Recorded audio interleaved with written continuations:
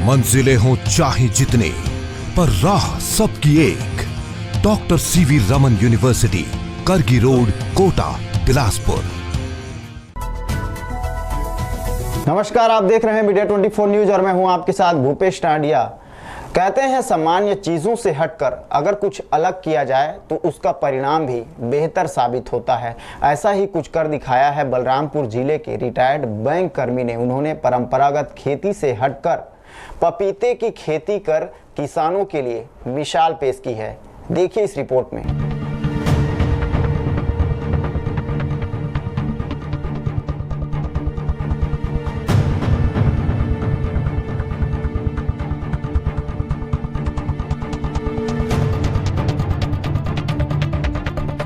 ये है सुरेश जायसवाल और उनके पुत्र अंकित। दोनों ने परंपरागत खेती से हटकर पपीते की खेती कर किसानों को प्रोत्साहित करने का काम किया है। पपीते की खेती करके किस तरह से किसान अच्छी खासी कमाई कर सकते हैं, उसका उन्होंने उदाहरण प्रस्तुत किया है। आज किसानों से संबंधित जो चीज़ें मैं आपको दिखाने वाला हूं, वो एक रिटायर्ड बैंक कर्मी की कहानी है। किसानों को प्रेरित करने के लिए उन्होंने जो प्रयास किया है, उनका वो प्रयास ये पूरे कैमरे में आपके सामने दिख रहा है। पपीते की खेती करके किसानों को इन्होंने प्रेरित करने का प्रयास किया है और बता दिया है कि पपीते की खेती से अगर कोई किसान चाहे तो अपने परिवार की जो आर्थिक स्थिति है उसको सुदृढ़ कर सकता है।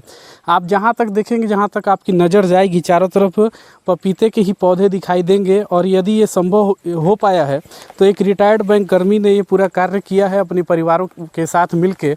और इनका उद्देश्य सिर्फ यही है कि किसानों को प्रेरित करें और रोजगार से जुड़े रहें। दरअसल सुरेश जायसवाल पूर्व में बैंक कर्मचारी रह चुके हैं।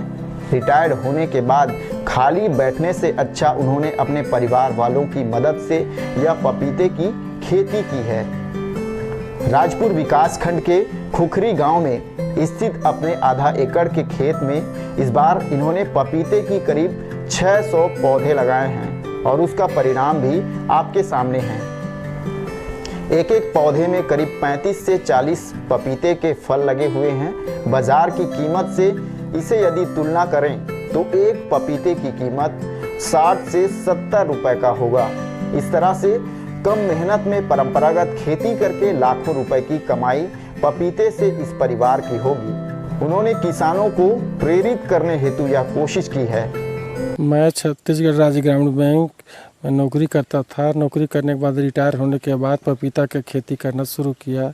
मैं सोचता हूँ कि इससे गांव के लोगों को जागरूकता पैदा हो और किसान इसको देख करके प्रेरित होकर के उच्च क्वालिटी की पपीते की खेती करें, जिससे कि आर्थिक आमदनी प्राप्त हो और जीवन यापन करने में सुविधा प्राप्त हो। मेरा सोच ये है कि रिटायर होने के बाद आदमी को व्यस्त रहना चाहिए और मन लगा रहता है। कोई न कोई काम करते रहिएगा तो आपको उत्सुकता और एक ऊर्जा प्राप्त होती है। वहीं इस पपीते की खेती में उद्यान विभाग का भी सहयोग इस परिवार को मिला है, जिसकी मदद से यह पूरा बगीचा पपीते का तैयार हो चुका है। वहीं सुरेश जायसवाल के पुत्र अंकित बताते हैं, इस खेती में मेहनत कम है और आमदनी अच्छी है। जैविक खाद की बदौलत परंपरागत खेती से हटकर किसान यदि इस तरह से कुछ करें तो उसकी आर्थिक स्थिति मजबूत होगी। जी क्या है, रिटायरमेंट के बाद खाली बैठने से अच्छा मैं कुछ करूं करके, तो परंपरागत दादाजी हमारे खेती ही करते थे। तो रिटायरमेंट होने के बाद मैं भी कुछ करूं करके, तो उन्होंने पपीता का ये बाग लगाया है। लगभग आधे एकड़ में लगा है, लगभग 600 आसपास पौधा लगा हुआ है और इसका पूरा देखरेख पिताजी के ही द्वारा किया जाता है। और ख़ास बात इसमें यह है कि आज जो ऑर्गेनिक खेती को बढ़ावा देने की शासन बात करती है, तो ये जो पूरे पपीते का ये जो बाग है, ये पूर्ण रूप से ऑर्गेनिक और गोबर खाद से ही हुआ। किसी प्रकार का रासायनिक कीटनाशक या उर्वरकों का इसमें प्रयोग नहीं किया गया है। बलरामपुर से मीडिया 24 न्यूज़ के लिए घनश्याम सोनी की रिपोर्ट।